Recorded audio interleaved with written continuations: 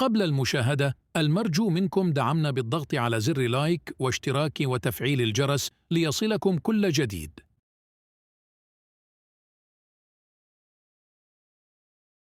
شهد ميركاتو الدوري المغربي الاحترافي حركية كبيرة، حيث سارعت مجموعة من الفرق إلى تعزيز صفوفها بلاعبين قادرين على إعطاء الإضافة، وكان نادي الوداد الرياضي الفريق الأكثر نشاطاً بين فرق الدوري الاحترافي، حيث تمكن من إبرام 8 صفقات، ويتعلق الأمر بكل من أيوب بوشتا قادماً من شباب المحمدية،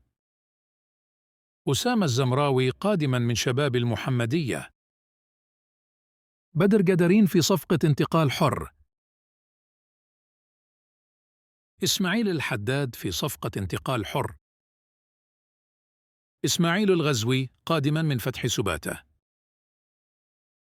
الكونغولي ريتشر كولو كولو في صفقة انتقال حر،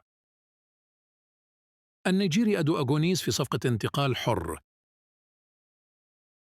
وأخيراً الموريتاني بونا عمار قادماً من إف سي نواديبو الموريتاني. أما نادي الرجاء الرياضي فقد افتتح الميركاتو مبكراً وأنهاه ب3 صفقات، ويتعلق الأمر بكل من هيرفيجي في صفقة انتقال حر، البوليفي فيكتور أبريغوا في صفقة انتقال حر، الجزائري رياض بن عياد في صفقة إعارة. أما فريق الجيش الملكي فقد اكتفى بصفقة واحدة، ويتعلق الأمر بمهاجم بوتسواني